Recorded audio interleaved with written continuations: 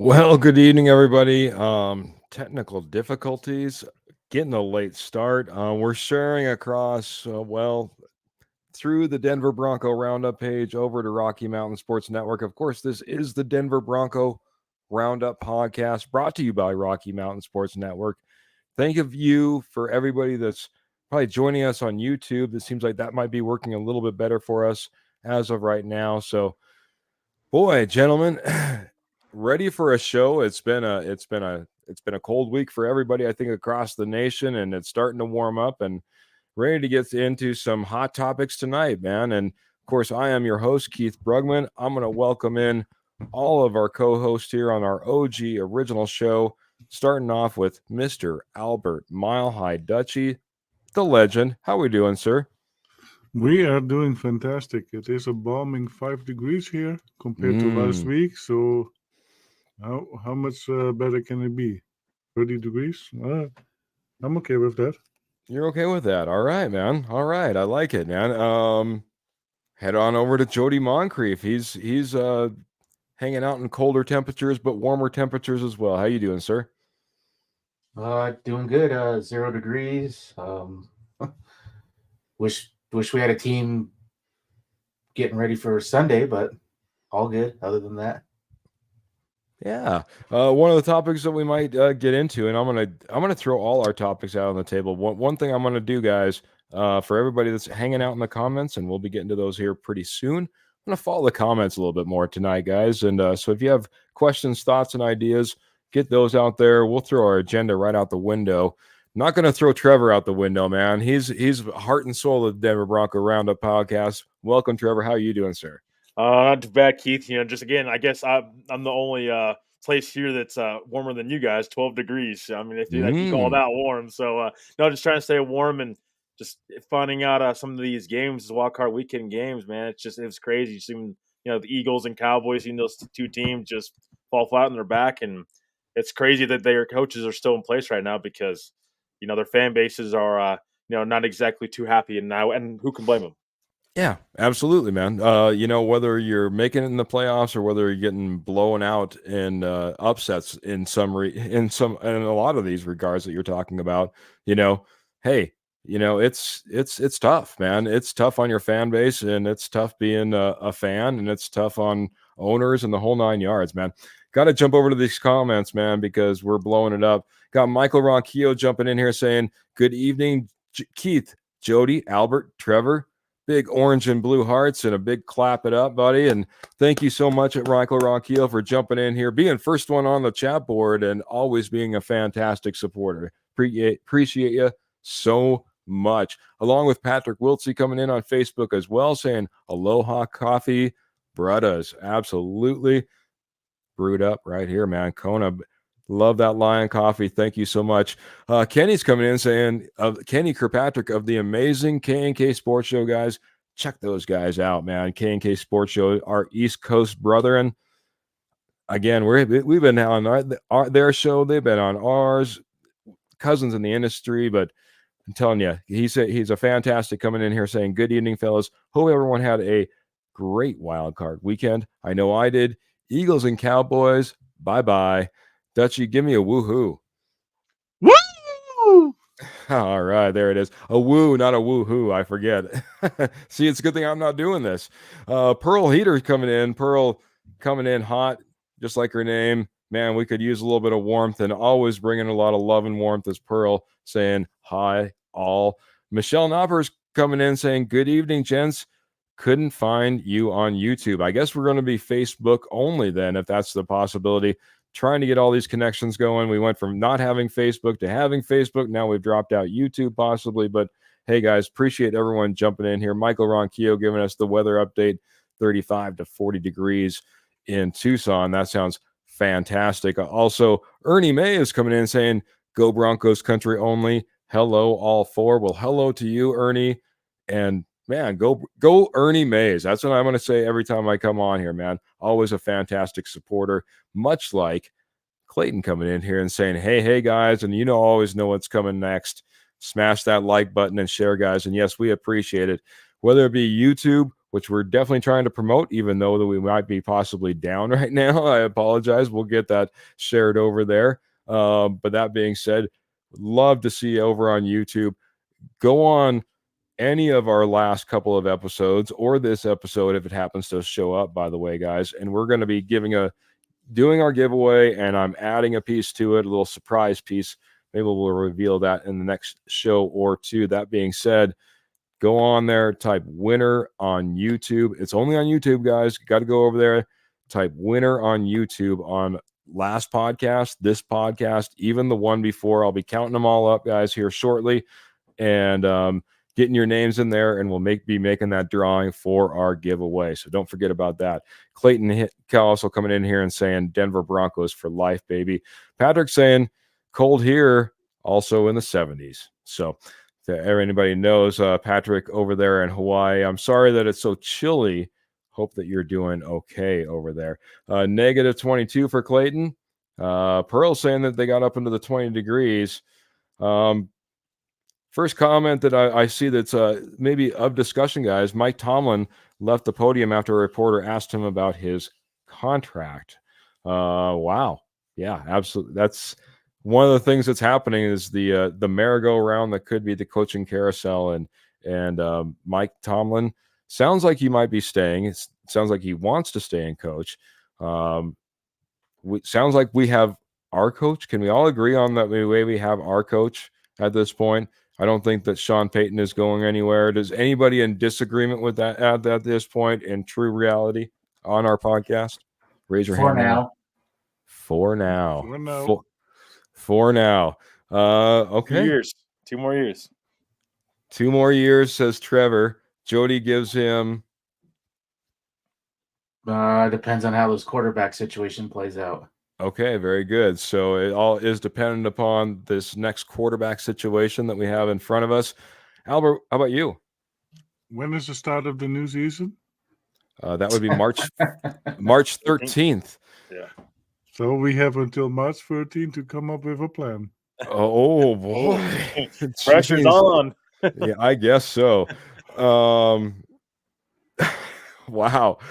Albert, always, legendary, always legendary, man. And coming in with legendary. Michael Ronquillo's coming in agreement, saying 2 years for Sean Payton. Guys, okay, well, I'm gonna move along with that mindset, but then as soon as I say I move along, I see someone flashing in here with a question, and I kept saying, hey, we're gonna go to our chat board this evening. So first question, a Bronco question for all. Would you like to see the Broncos? What would you like to see the Broncos do at running back? Keep it the way it is, sign a free agent, draft a rookie, or yes, Dutchie, can we say Alexander Madison? So with that being said, I'll throw it over to Albert to get it started, man.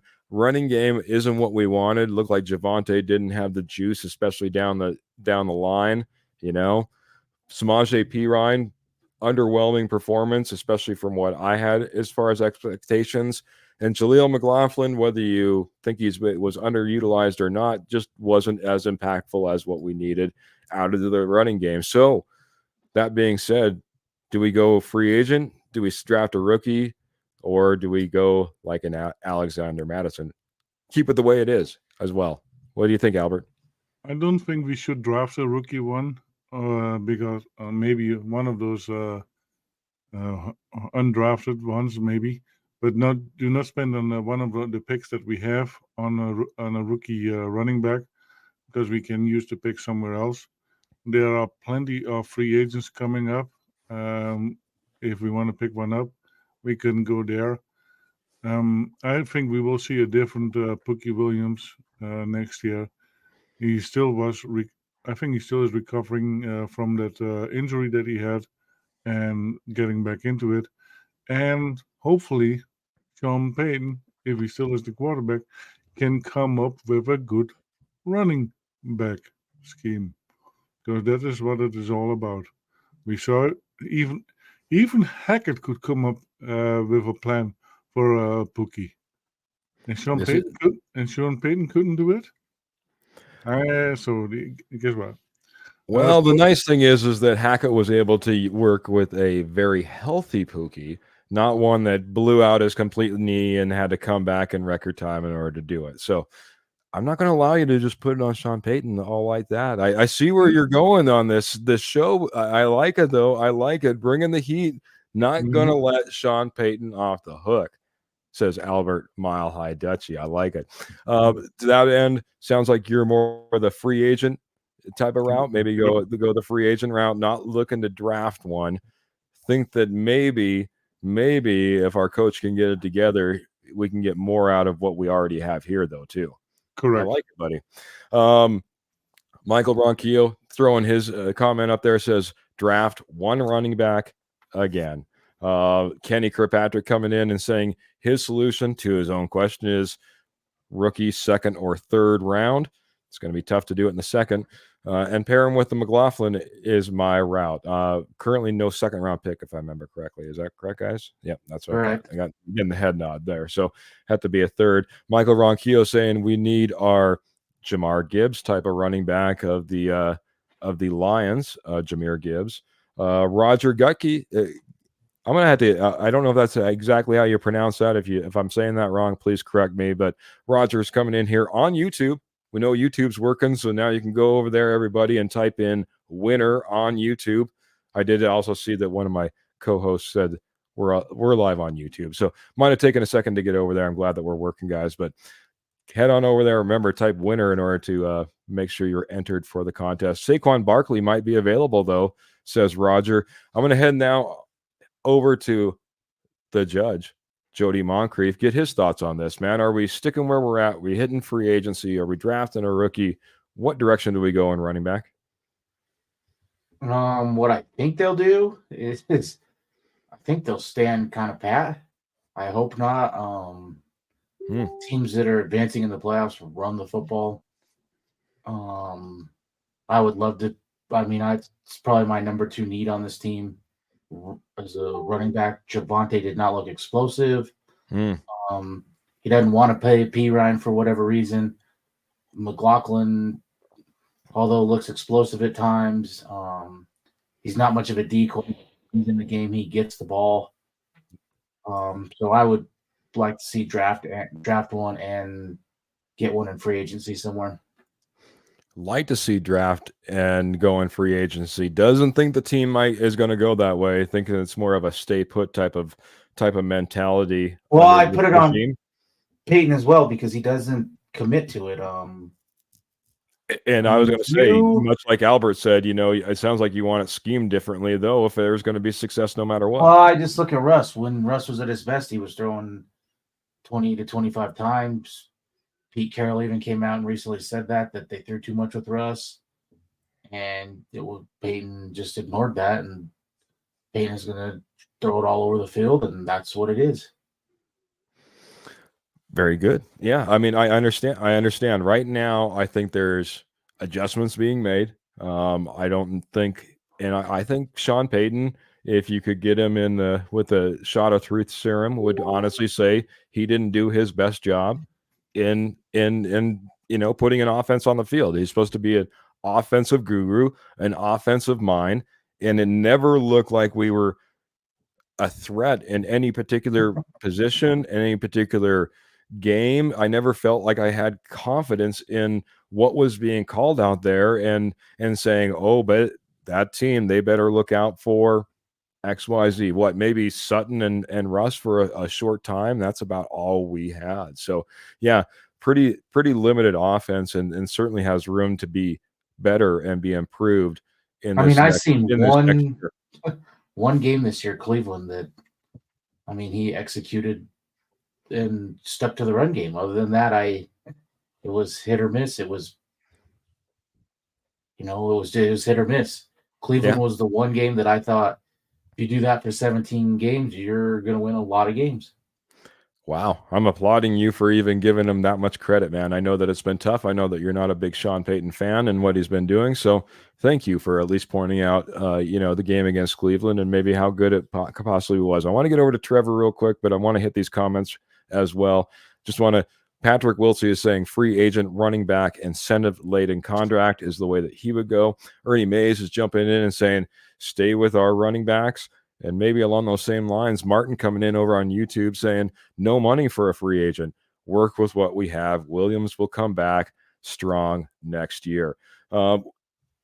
Trevor, you got all the options in front of you. You can go out there and sign that free agent. You can go out there and get the rookie. You can just stay pat with where you're at. What are your thoughts? Where are you wanting to go, or where do you think this Broncos team goes? I mean, ideally, you'd want to try to address the running back room because I agree it's an issue, but I don't think it's. I mean, committing to the run. I think that Peyton. I think towards the end of the year, and with Russell Wilson, I think he did at times. I think at the beginning of the year he went completely away from it and wanted to do and run his offense was a pass heavy offense. And Sean Payton don't want to run the football efficiently. That's just not what he. I mean, say efficiently, he don't want to run the football, be a run heavy scheme. That's not what Sean Payton's going to do. So that's why you're seeing, I think, that relationship between him and Russell Wilson, because Russell Wilson, I mean, you look back at it in his career in Seattle, and that's what they did efficient. They ran the ball efficiently. When they ran the ball efficiently, Russell Wilson was at his best. And then it set up the passing game, and which set up the deep ball. But again, I would stick probably with what they got. I think McLaughlin, Javonte, and P. Ryan are going to be back. And I think, again, like Albert pointed out to, I don't think Javonte was completely 100% back to where he was at. So Javonte coming back next year better, hopefully improved, I think will help McLaughlin. I also think that they're going to have big plans for Jaleel McLaughlin going forward. Sean Payton has pointed that out numerous amount of times. And again, you don't have many assets to make this to upgrade your running back room. You have 6 total draft picks, and you have little to no money in free agency right now. So with that money you have in free agency, you got to address other needs. So keep it short. I don't think that they're going to address running back this year. I think they're going to stick with what they got. They have much other needs I think they need to worry about more than the running back room right now.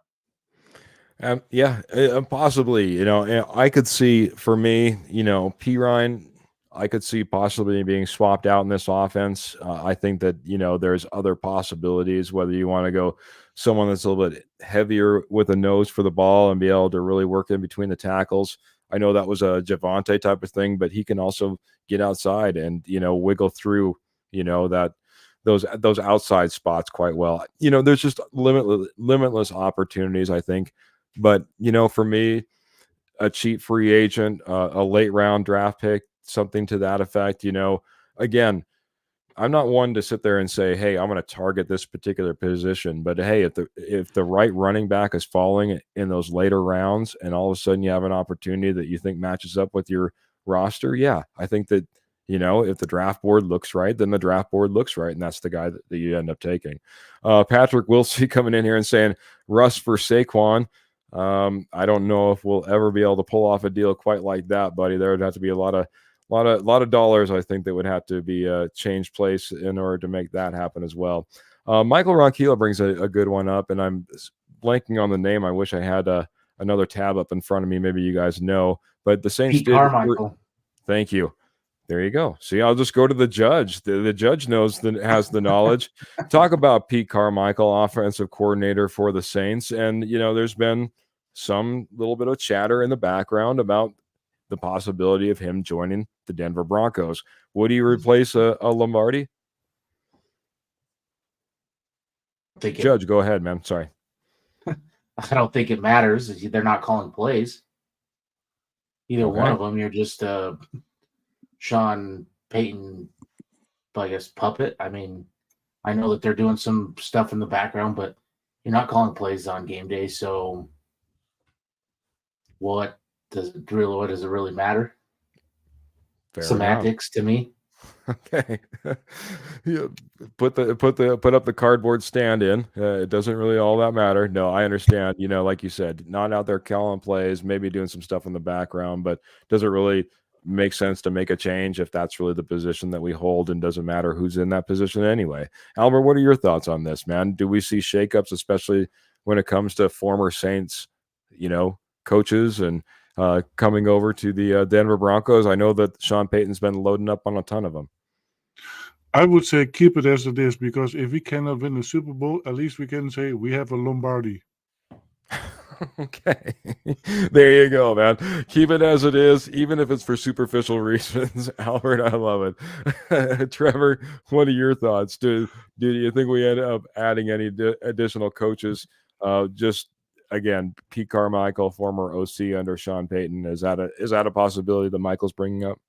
Yeah, I mean, again, I think it's always a possibility because he's with Sean Payton since 2009, since 2009 when Sean Payton was with the Saints. So I think it's always a possibility. You have those connections. So I mean, he's familiar with the offense, and I could absolutely see it. Maybe a quarterback's coach. We talked about the other day. I wouldn't be surprised. If you brought in Carmichael and then kept Lombardi as OC and Carmichael was a quarterback's coach. I wouldn't be surprised at all if he joined the staff, though. Very good. Very good. Finding a spot for him, possibly, and like I said, Sean Payton has not been shy to tap the Saints, for talent, no matter what level they're looking at. Hidden Kenny's comments really quick. He says, "I look at it this way. I'm not a Payton fan, but Javonte is coming off a serious injury. P. Ryan, more of a pass catcher. McLaughlin's a rookie. I give him a pass on the run game." He goes, Kamara and Ingram type of backfield is what you need. Yeah, and honestly, Javonte and a McLaughlin is very much, in my opinion, as close as you're going to get. You're not going to mimic these guys completely, but that would be, I think, a fantastic, healthy duo to see back there. That does mean maybe moving on from more of a Michael Burton and expecting a lot more from McLaughlin in the blocking game. Roger has a good question, though, man. I'll go back around the horn. We'll start with Trevor. Is it the scheme or running backs or on offense or offensive line that is most concerning? So scheme, the running backs, or the offensive line. If you had to pick on one that you could fix and that would fix our running game, what would it be, Trevor? I think it's offensive line. I would say, I think the offensive line had its ups and downs throughout the year. I know PFF had them like a top 10 unit, but again, they got beat plenty of times, in their one-on-one matchups, and it starts up front. We said that so many times throughout the season. I think it starts with, with the offensive line. It's hard to put blame on one specific area, I would say. I think you can make an argument for all three, to be honest with you, but that's why I think it starts up front, the offensive line, if I had to pick one. And I think that, just creating more holes for these guys and these guys being able to find those holes consistently is huge. And that's why I say you're going to invest in the running back room when you have these guys all under contract next season, when you don't have much flexibility underneath the cap, and offensive line is going to have to be a need anyways. And you paid those guys up front big time money, over $100 million to the offensive line. You're going to invest even more money into the running back room. So, I mean, at some point in time, you're running out of money.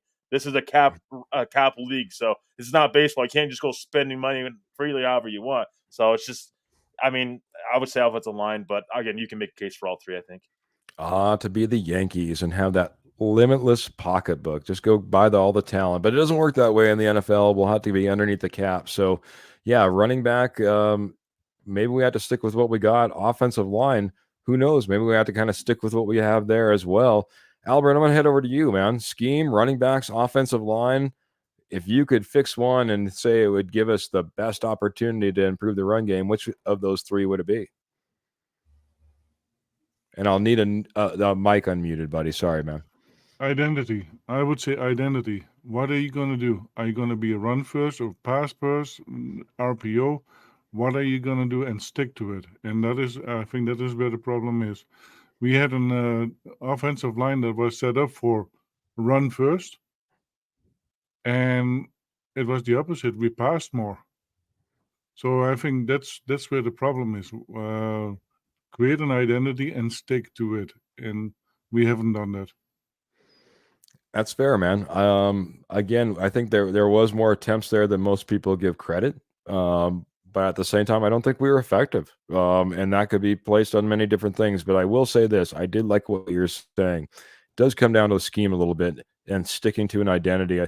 I thought we saw a lot of different things that we were trying to do out there, and we never did have that identity on offense, including what we were doing in the run game. Jody, not to leave you out last, man. I know that you're big on this topic as well, but is it scheme? Is it running back? Is it the offensive line? What would you fix to get the biggest improvement? I think number one, it's scheme.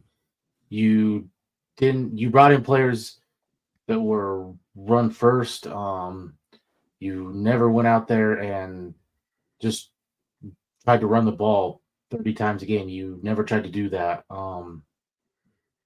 You had a quarterback that if you went back and watched all his games, was at his best when he had a great running game, and you just never set it up.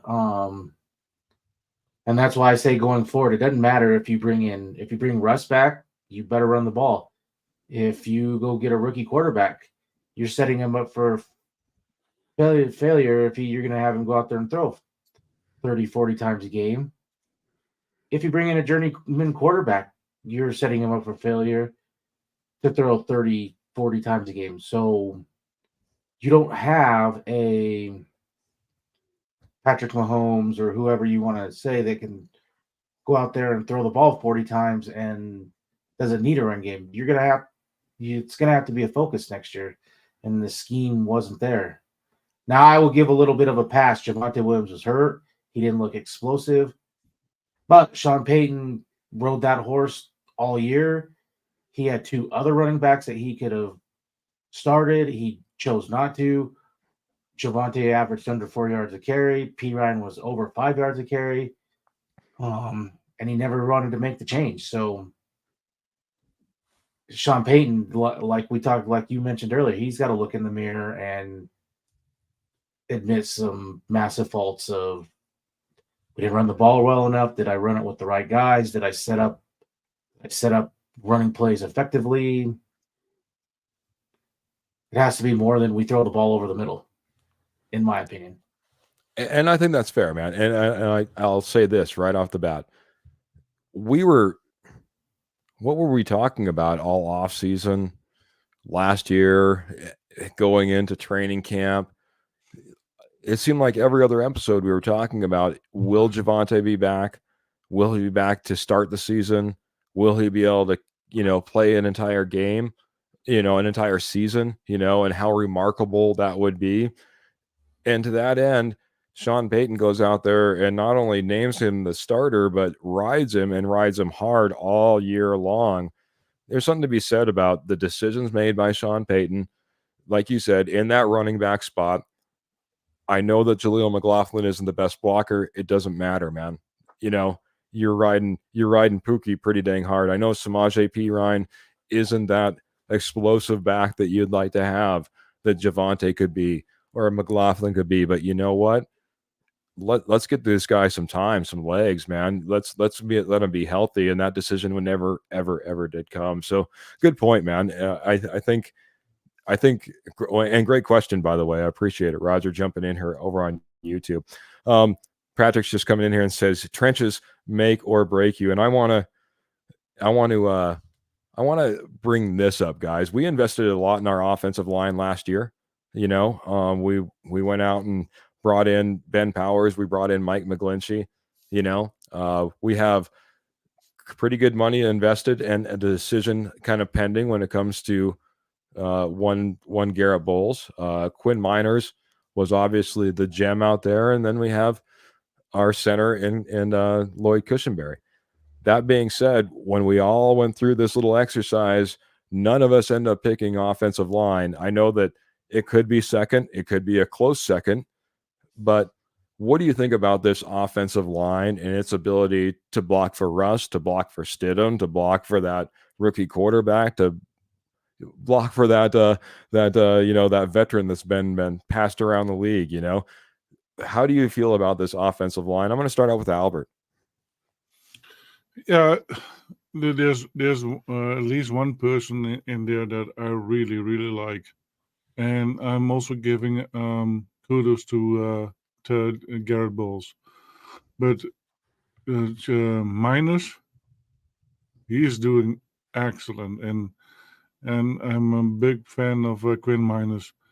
The other three, Cushionberry, I think he got a lot of an upgrade and better in playing because of the person he had next to him. Ben Powers? Ben Powers. Yeah, no matter what you say, but if it was a run game, it helped Cushionberry with Ben Powers. Quinn Miners uplifted Cushionberry. And then when we did run the ball, yeah, the offensive line was pretty decent. But when it started going to throw the ball, yeah, we were lost. And we have seen a lot of times that Mike McGlinchey on the right side was a big liability. And guess what? He hardly ever got the help. He got lined up with top edge rushers. And he could straight away could go to Jared Stidham or to Russell Wilson, and he didn't get the help when it was needed. How often did we see it? In one game, they put in an extra offensive lineman in there. In one game, we have seen that happening, and it was successful. But they didn't continue that. And I think the biggest problem is, again, with Sean Payton adapting to the game. And it didn't happen. Well, and what I was thinking too is the identity you spoke of. You know, we who are we? Are we that run to game that brings in that extra offensive lineman and helps them out, or are we not? You know, talks about that a little bit as well. Trevor, what are your thoughts on this offensive line? Yeah, so 3 of your top graded offensive linemen, they are draft picks. Miners, Cushionberry, and Bowles are all 3 Bronco draft picks. The two lowest are free agent pickups, like McGlinchey, Ben Powers. I mean, that's, again, to me, this team continuing to neglect, and that's why I blame George Payton on this as well. I mean, you neglect that drafting offensive line for so many years, and it's finally catching up to you because you have to go spend big money on offensive line when you neglected it in the draft for a while now. I mean, years, and your guys that you've actually drafted and developed are actually your 3 best offensive linemen. So overall wise, these guys have been up and down in my opinion. Now I will give them a little bit of a pass because, again, it's their first full year together, and they were healthy for the most part of the year, which I really like. That's great. That's continuity. That's great for next season. But again, you're looking at Luke Cushionberry. How are you going to replace him? You know, we have some guys in house, but you're going to have to go out and pick out some. We get some depth anyways. If that's the draft or free agency, however you want to do that. It bothers me with the offensive line. Again, I just think they're up and down, and I agree with Albert as well, especially in that Raiders game with Max Crosby. Just didn't see those blocking tight ends, double, be on the right side with Fleming to double Crosby. You just left Fleming just one-on-one with Crosby. You can't do that. Can't even do that with Garrett Bowles. I mean, or Mike McGlinchey, even if Mike McGlinchey's in that game. So, I mean, it's just up and down the offensive line. You got to have consistency. It starts up front. I think it was Patrick that said that. He's absolutely right. Starts up front, both on offense and defensive line. Starts up front. That's where they got the upgrade right there. Yeah, absolutely. Trenches will make or break you was the exact Patrick Wiltsey quote coming in on Facebook. You want to head over to the judge, though. Jody, man, what are your thoughts on this, man? What are your thoughts on this offensive line? Do they have what it takes as it currently sits to block for this? Like I said, for Russ, for Stidham, for the veteran backup, for the rookie. What are you thinking? What are your thoughts on this offensive line? I'm probably not as down as everyone else is. I think the scheme was horrible. If you're a lineman, you like when you run the ball because you can go out and play bully ball. You can push people around. You don't like when you're sitting back there throwing 30, 40 times, especially when, like like Cam Fleming, when you're going one-on-one with Max Crosby all game, or somebody like that. But you can go up and down the line. Bowles, Is Bowles a top 3 left tackle? No, but he is probably above average, top half left tackle. You have, in my opinion, much bigger needs on this team: D line, tight end, cornerback 2, middle linebacker. If it were me, I would probably go extend Bowles. I know that kicks the can down the road a little bit, but it will save you a bunch on the cap. Ben Powers is going to be here next year, just signed a deal this year. My guess is they probably move on from Cushenberry. He's going to price himself out of Denver. Miners is a top 3 guard in this league. He's here, and you just paid big money to McGlinchey. He'll be back. Bowles is the one everyone says, well, what if you move on? Well, what are your options? Go draft. You have, if you don't bring Russ back, quarterback is almost a certain round 1. Where are you going to get a starting left tackle? Round 3, round 4? I mean, so that's my thing is I extend Bowles, and you can win games with Bowles, and he can protect your blind side. But scheme, you've got to run the ball, and you've got to let these guys get a feel for the game. You can't go out and let them pass block 40 times a game and expect things to go well. Yeah, I'm in a lot of agreement with what you're saying, Jody. I'm not as down on the Denver Broncos and their offensive line. I think, Garrett Bowles can protect that blind side or that strong side, depending upon who the quarterback is. The one question I have, I know that Albert might have the most divisive opinion on this in comparison to me. So I'm going to save him for just a second. I'm going to go right back to Jody on this. Why is it that we draft a Lloyd Cushenberry? He struggles for a couple of years, as we continue to churn through different offensive coordinators, different offensive schemes, different head coaches. He looks good this year, and a lot of people point that out, that he was kind of the surprise because a lot of people just expected another bad year. And now that, he's coming up on the contract and he's looking good, we want to move on from him. I thought the whole idea was, we need to invest in our draft picks. We need those young guys. We need to be able to develop those guys. At that point, shouldn't we also pay those guys when their time comes? Why are we moving on from Lloyd Cushenberry in your mind? I think a lot of it is you're moving on from Russ, and you're going to have big cap hits the next 2 years, and that's the most important position on the team. If Denver was not and they went out, and I think they overspent. They overspent on Ben Powers, on Mike McGlinchey, and now it's coming back to bite them. I don't know. I mean, they did draft Alex Forsythe. I don't know if that was the plan all along. Cush 1 year and move on. I don't know. I mean, it kind of seems that way. But like you said, it would have made much more sense you could have went out and got you could have got a cheaper guard or somebody and seen how Cushenberry played this year and extended him, and then done something in the draft or in free agency or something.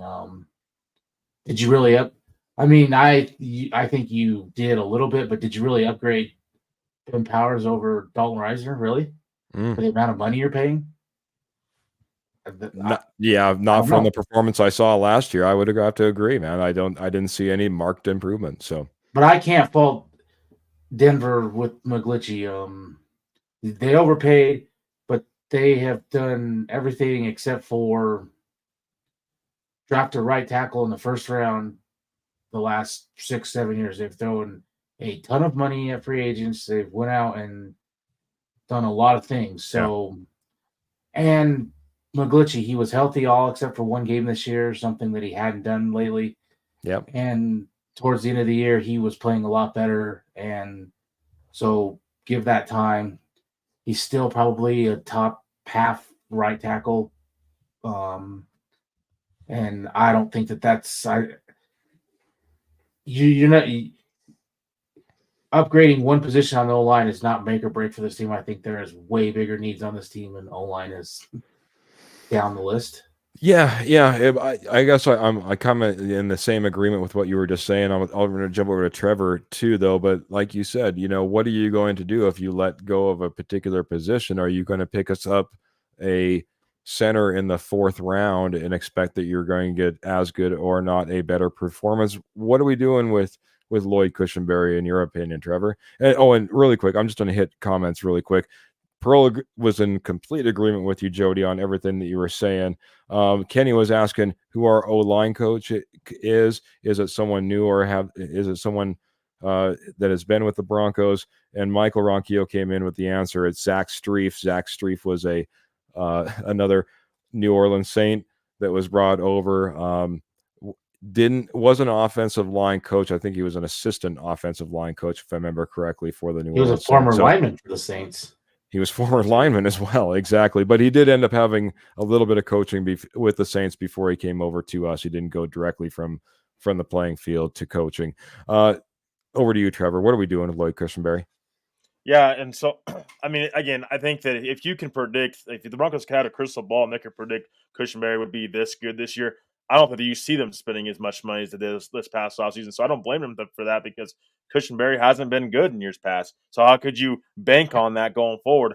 That's my whole thing. And again, it's unfortunate, but it's kind of part of this business. This is part of a cap, league right now. Mm-hmm.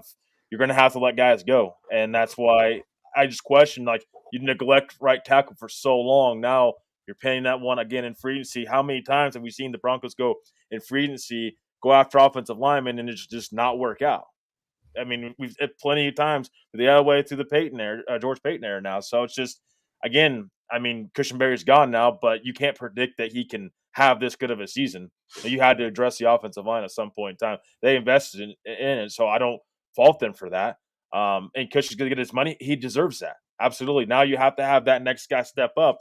And I think that is Alex Forsyth, because George Payton alluded to it. He said they see him as a starter, just like they did with Riley Moss. He's seen it. He said it plenty of times in his press conference. So, I mean, Cush is going to get paid, but we've seen Connor McGovern, we've seen those other guys get paid as well. So, I mean, it's happened plenty of times in Broncos history. Guys that they've drafted, they end up being gone, but that's because they end up overpaying for the Glenn Sheehan Powers or other free agents that they need on the offensive line, because I don't think they have a draft philosophy that can attack the offensive line in the draft. They'd rather do that in free agency, and it's cost them, players that they've developed on the offensive line. I agree, man. That's a fair point, and it's a something that we can point to and see time after time. Albert, you mentioned it before, whether it be Ben Powers, whether it be our good friend Quinn Miners, our gem on the offensive line. You said it was those two that really helped out one Lloyd Cushenberry. If that being said, and history is to repeat itself, Sean Payton once said Lloyd Cushenberry looked like a starting center in his opinion. Now he's saying one Alex Forsyth is. Can you plug and play Alex Forsyth in between those two guards that you were talking about and just expect the same performance that we already saw this last year, if not better? Well, for what I think, yeah, you can plug and play Alex Forsyth in there. He has been sitting there for a year behind Cushenberry, and he is familiarized with the NFL season. So I would definitely think that you can plug Forsyth in, and the other two guys left and right of him will help him with the game. And if Forsyth is indeed a guy that can do really well in run blocking, and we are going to settle to become a run team first, then I see no problem there. Cushenberry is a very smart guy as a center, but he does not have all the clicks to be elite. And I think that is what we are missing there, right there, an elite center. And until we find one, I would say go with Forsyth and let Cushenberry go somewhere else where he can find the money that he wants. And I think you bring up a good point. Alex Forsyth is probably better known for his running in his run game than he is his pass blocking ability as well. If I remember my all my scouting that I did about a year ago as well. Kenny's coming in here, and I think this is a fun little game. We were talking about this and trying to set up an agenda kind of as well, but I like this. He comes in here and says, Keith, I have a fun question for you all, being that there are 4 on the panel. Take turns. Give me one thing that you would like to see the Broncos do in the offseason to, let's say, be a playoff or division winner. So let's just say to try to get to the playoffs, guys, we need to get over the hump. We want to get into the playoffs, make that push. Who knows? Maybe we end up being a division winner as well, but let's get our feet in the playoffs. Let's get it done. What's the one thing you'd think that you want the Denver Broncos to do this offseason? I'm going to start with the Judge. Seems like it's been a while since I heard from you, Judge. What are your thoughts? Whatever quarterback is on this roster next year, whether it's Russ, adjust to your quarterback. Don't try to fit a square peg in a round hole. You've got very lucky and found a quarterback that fit your scheme perfectly. You may never find that again. So all the great teams, look at Baltimore, look at Pittsburgh, teams, they're adjusting to what their quarterbacks do best. It's not, you're going to do what I do or I'm moving on to the next guy. Peyton doesn't have those options to just, we're just going to keep quarterback after quarterback till I find who I need. He needs to adjust, whether that's Russ, whether that's journeyman quarterback, whether that's rookie quarterback. Rookie quarterback, for example, most of these quarterbacks, but one really, JJ McCarthy, they're in shotgun all the time. They're not under center. They're more mobile quarterbacks. They like to run a little bit. That's not what Peyton wants. So he's going to have to do some adjustment. That's the one thing. Adjust to your quarterback, not the other way around. Yeah, and I would even expand to that, just adjust to your players. I mean, obviously your quarterback has got to be that person that you adjust to the most. That is the leader of your team on the offense. This is the guy who dictates how you're going to be able to score points every time you step on the field. I agree. And I go 2015, look at what Gary Kubiak did with Peyton Manning. Gary Kubiak wanted to be under center. He likes long handoffs to the outside, different rollouts, different things. That's not what Peyton Manning does. And they came to a compromise. They ran pistol, some different things. They compromised. Yeah. I didn't really see any of that with Peyton. There was no getting Russ out of the pocket. There was none of that. Yeah, that's fair, man. That's fair criticism, and a good example of a coach that did it and did it quite well with an elite level quarterback. Regardless, man, hey, smart guy, can understand every system. You know what? Sometimes you need to curtail to your best players. And with that, I just want to hit the comments really quick. Oh, till I see different. Sean Payton is the guy that reminds me he would rather lose doing what he's running his scheme than win doing something else. Like you can tell, like when Russ makes big play like that deep throw to Sutton, that pisses him off. He doesn't like that, and he didn't want to praise that, and he made it known that wasn't the first read. That was whatever he wants to call it, schoolyard football, and he didn't like that. Yeah. So I'll be honest. Me and you are going to differ on opinions. I think there was adjustments made, and I can understand a little bit of that criticism. But I'm going to get to the chat board. I'm going to get to the rest of our guys here as well. Got Michael Rocchios coming in here and saying he would just like to fix the O-line. Fix the O-line. That would be his preference. That would be getting us into the playoffs. Martin's coming in here, I think, with a good recommendation too. He says, with all our problems this year, if we had a better pass rush, we would have been in the playoffs this year. So I'm going to head over to Albert. What are your thoughts, man? Fix one thing, get us in the playoffs, do it this offseason. What is it going to be, buddy? Keep Russ and get a locker room back in your view, because Sean Payton lost the locker room after what he did to Russell Wilson, and I think that's maybe what happened to the last two games as well. Yeah, keep Russ, play to the strengths of Russ, maybe hire Scangarello, and let Skanks be the offensive coach and play caller, and give it up. Lots of good ideas, man. Albert's still pushing that button. By the way, guys, I was looking. It was a week ago today. That Sean Payton says we're going to take a week off, and then we're going to go ahead and we're going to get back all together, and we're going to start breaking down.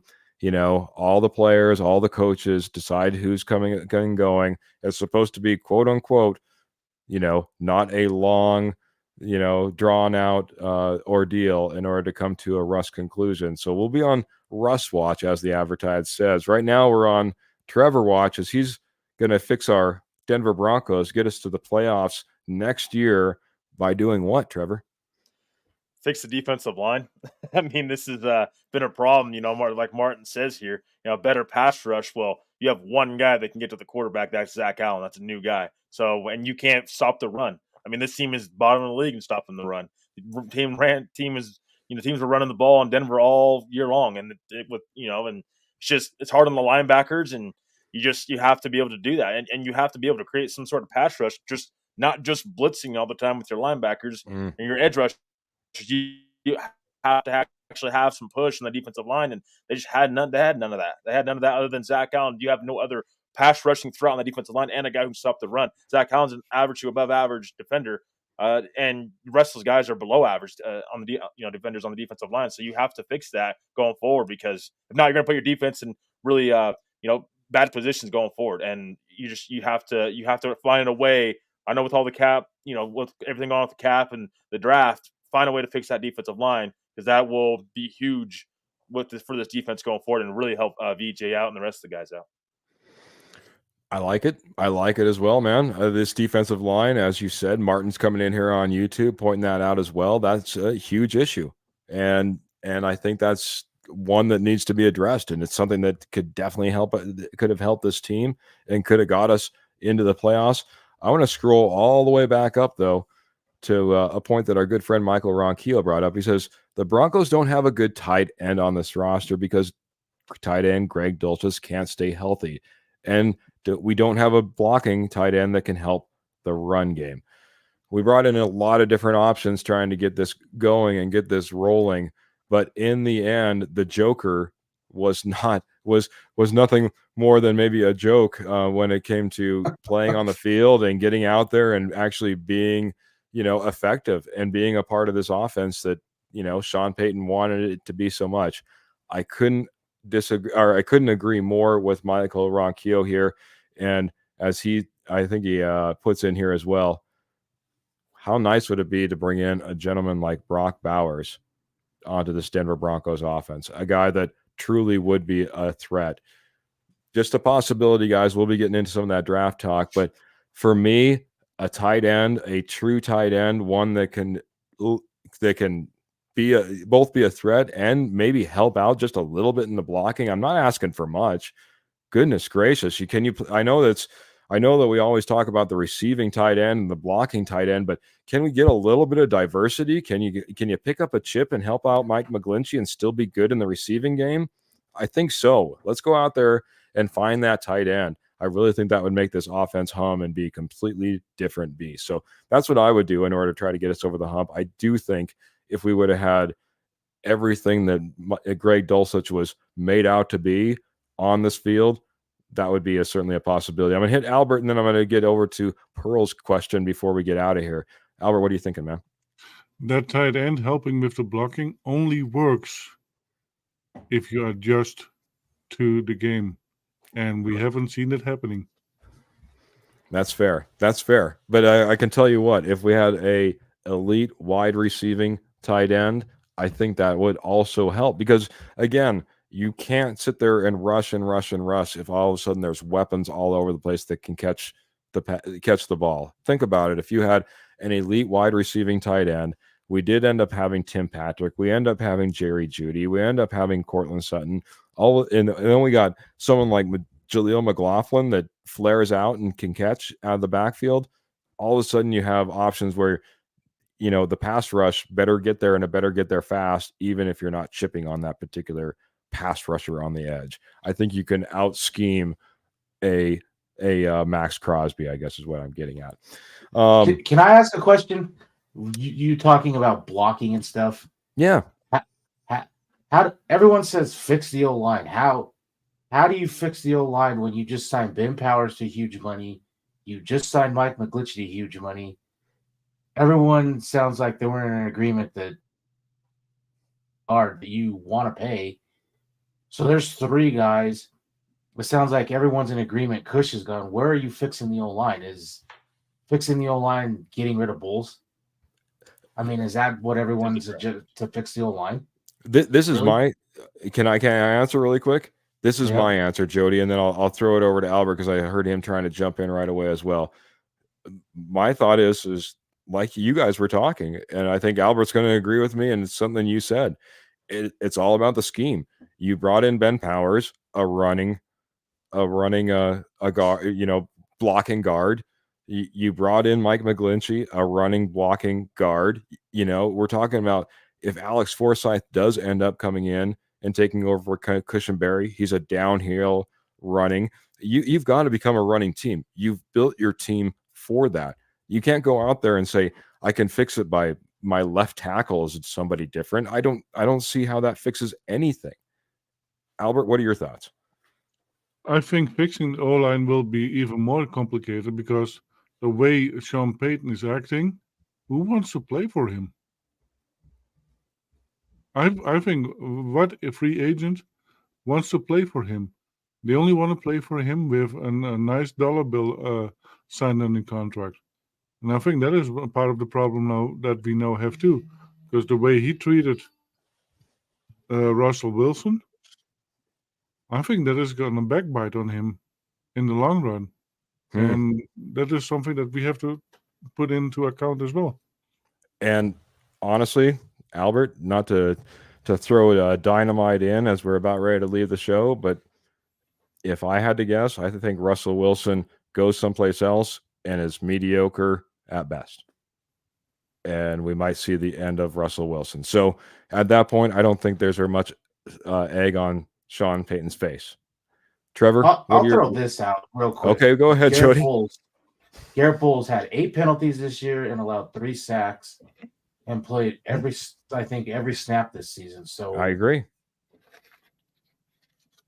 Well, what upgrade do you want to do?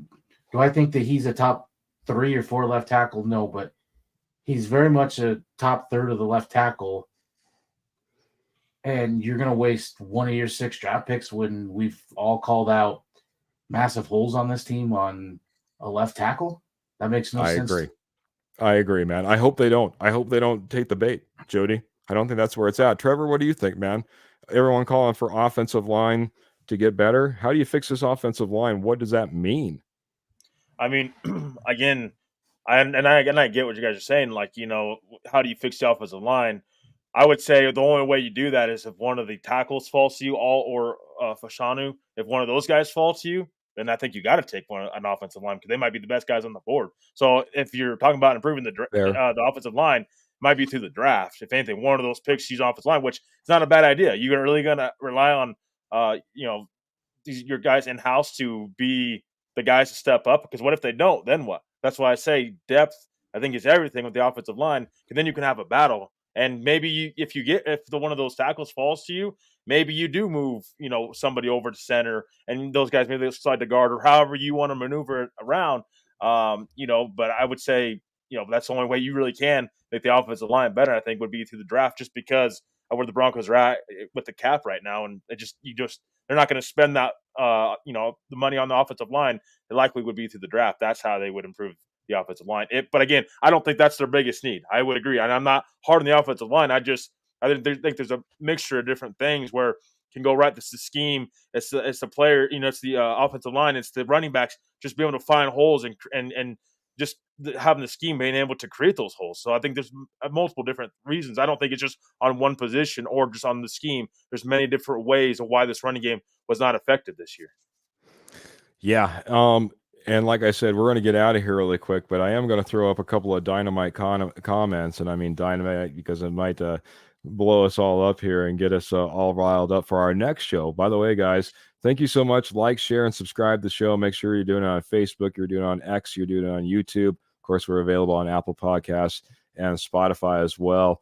We'll be coming back to you again on Friday at 7 p.m. Mountain Standard Time. Of course, tune in via Rocky Mountain Sports Network. Rocky Mountain Sports Network is who we're brought to you by. I'll tell you more about that here in just a little bit. But a couple of comments that I wanted to throw up here. One I threw up here a little bit earlier. Michael Ronquillo coming in and says, Russell Wilson holds on to the ball too long. Martin coming in via YouTube saying Michael Ronquillo is right on Russ. He has made a lot of O-lines look bad over the years. So, see, that's where I go back when you were talking earlier. If you scheme things different, everyone knew Russ held the ball too long. Why is Sean Payton having him try to be a statue, stand in the pocket, and not get him out of the pocket? He knew what Russ was. Russ takes all these sacks and holds the ball too long, but everyone knew that. Everyone knew what you were getting. And it was like, oh, Sean Payton is going to come in and he will be the guy that gets Russ to throw the ball quick. And it didn't happen. That's Russ. So if Russ is going to be your quarterback, you have got to do something to get him out of the pocket and help, because he's going to take sacks. That's his whole career. All right.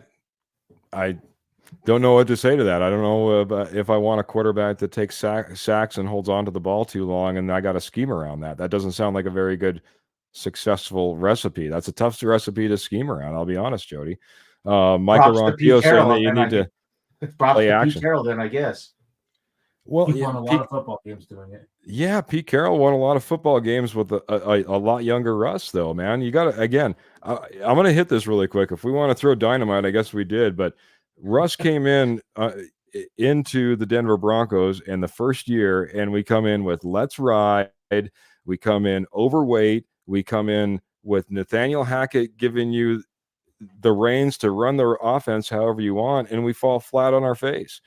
Now that we want to come back and we want to revamp ourselves and try to get back into shape and try to be, all in and hey, I want to learn Sean Payton's system and I'm going to reach out to Drew Brees and coach me hard and the whole 9 yards. But no, we can't expect you to run that offense, Russ. We not the Sean Payton offense. We need to, once again, we got to go back to you. Hopefully you're come back in and you are in shape so you can run play action, so you can be on the edge. But if I don't, what am I going to do? What am I going to do if you don't come in that shape? What if you're not? What if you're getting older and you're not capable of running that? I got to make sure that I also have an offense where you can stay in the pocket and deliver, or you run with the ball. And that's what we saw in the first beginning of what we saw with Sean Payton and Russell Wilson to start off the season. One look, maybe two looks, as far as progression, and then if not, just take off with the ball. That's a lot of what we saw. I think there was. And I'm not even talking just Russ. What if whatever rookie quarterback comes in here, then isn't Drew Brees? Should Sean Payton adjust to that guy, or should he say goodbye? Like Taysom Hill or like Trevor Siemian or Winston? I mean, I think he's shown success with lots of different types of guys. But I need to see long-term success, and you can win. Well, yeah, but 5 games there. But so you wanted Drew Brees to have a shorter career is the only thing that you're telling me. No, but he never made the playoffs with those guys. Fair enough, but successful, but not playoffs. Sometimes. But I'll say, just look at Mike Tomlin. He had garbage for quarterbacks this year, and made the playoffs.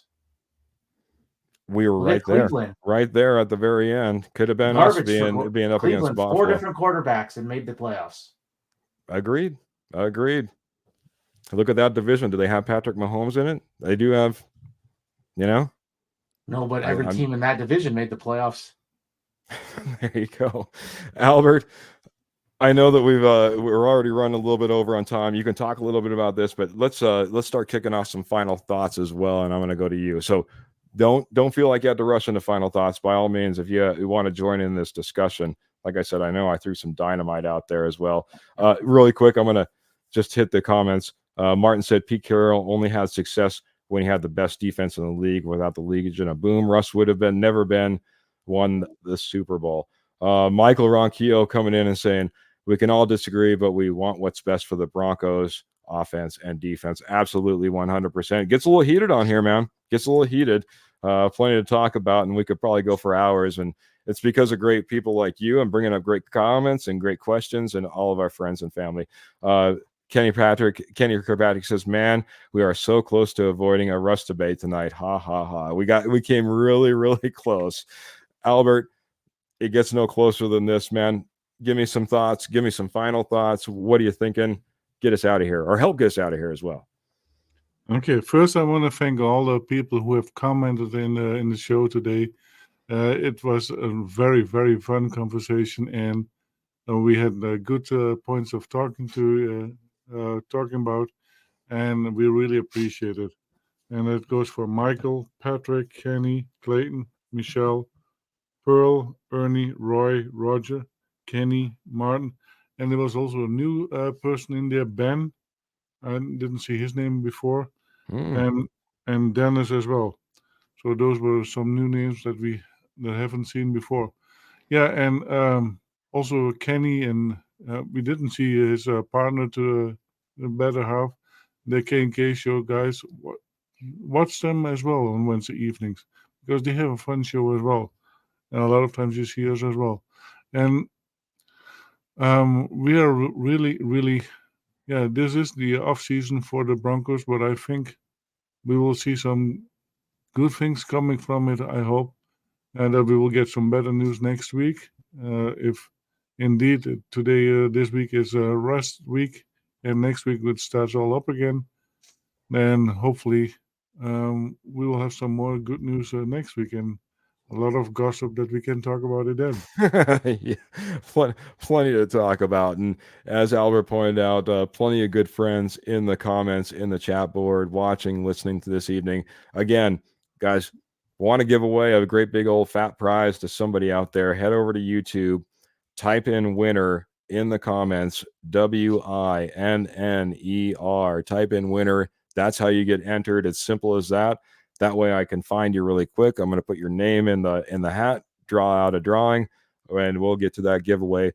I'll tease you. I'll get everything lined up to what we're giving away and show that on the next one. But I don't think you'll be disappointed, much like you won't be disappointed with Jody's closing thoughts and ideas as we get out of here. Jody, what are your thoughts and ideas as we get out? Just that I hope that Sean Payton has an open mind on this quarterback, whether it's Russ is brought back or journeyman, whoever, or a rookie quarterback. You're going to have to adjust some of the things you do. It cannot be square peg, round hole, because that's not going to work. The days of the Drew Brees, Peyton Manning type quarterbacks, they are, falling few and far between. So he's going to have to do some adjustments, or we're going to live in this 7, 8, 9 win seasons every year and pray we get in. Fair enough, man. It's funny you mentioned that. You start talking about those franchises that you just talked about moving on from. It doesn't matter if it's a Peyton Manning or a Drew Brees. You think about the Ben Roethlisberger that just moved on as of recently. There's a lot of quarterbacks that just lost. Tampa Bay or the New England Patriots with Tom Brady. When the good ones retire, trying to replace them is very, very difficult. If not, you're sometimes stuck in mediocrity. Never mediocre. Mr. Trevor Salzman, man. What are your closing thoughts, Trevor? Yeah, I just want to thank everybody for being here on the show. Thanks for coming on and being the best fans ever, and continue to show us love. Because this off season is going to be a roller coaster. There's going to be ups, there's going to be downs, but we'll come out of it regardless. We'll come out of it together. There'll be plenty of Russ talk too. By the way, I mean that ain't going away. I mean that's like number one on the list for any Broncos show that you watch. It's always going to be quarterback position and Russell Wilson. But I will say this. I also want to say this. I don't think just all the sacks are on Russell Wilson, and I will say this because I wanted to jump in on that on your guys' conversation. Jarrett Stidham was sacked 7 times in the last 2 games of the season. So again, is that that's maybe that's part of Russell Wilson holding the ball, but maybe it's also the receivers aren't getting open nowhere near enough where they should, or maybe it's part of the scheme that they're not getting, they're not scheming up so the receivers can get open. So I think it's a lot of different things, a mixture of different things. Of Russell Wilson has been known to hold on the football a lot longer than other quarterbacks have. But again, we saw with Jarrett Stidham, 7 sacks, five sacks in that last game, in Las Vegas. So I think there's just a lot of different things that are going on with the offense that need to be tweaked and need to be reviewed this offseason. Hopefully that's what Sean Payton's doing, is reviewing not only the players, reviewing himself, review the scheme as well, because I think there's some other problems with that. It's not just the quarterback, in my opinion. But again, I mean, we'll have more offseason talk. We'll be back on Friday once again. But thank you everybody for joining in. Go Broncos, and let's go. Stay warm.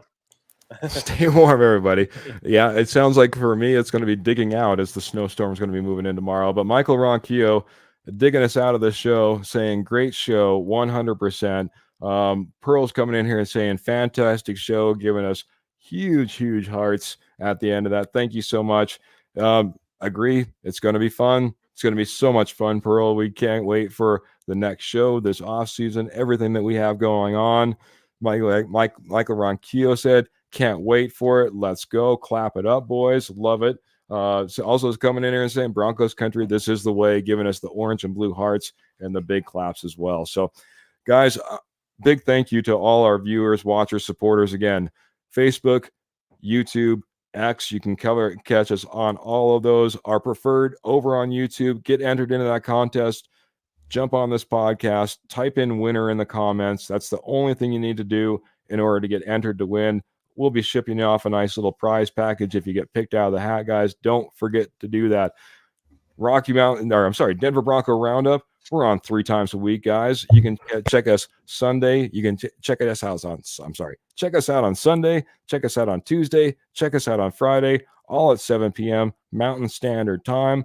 And of course, we're brought to you by the Rocky Mountain Sports Network. Check out the Rocky Mountain Sports Network for all your Colorado sports needs. So whether that be, of course, your Broncos, your Nuggets, your Avalanche, or your Rockies, Rocky Mountain Sports Network is the place to be, guys. RockyMountainSN.com, fantastic website. Article after article being put up there. Might even be 1 or 2 from us coming in the near future as well. That being said, you can also check out Rocky Mountain Sports Network on YouTube, Facebook, X, you name it, guys. So thank you guys so much for joining us again. Can't wait to do this again. Great conversation. We'll keep opening it up like this because, man, you guys had fantastic questions, great ideas, spawned a fantastic, great conversation. Can't tell you guys how much we appreciate you and how much you've, helped us grow and help us to continue to grow. You guys are the big piece, the big pieces, man. So with that, guys, I'm not going to stumble my words any longer. I'm going to go ahead and get out of here. Again, keep your boots in your stirrups, keep your guns in your holsters, and keep the Broncos in your heart. Until next time, we're out of here. Good night, everyone.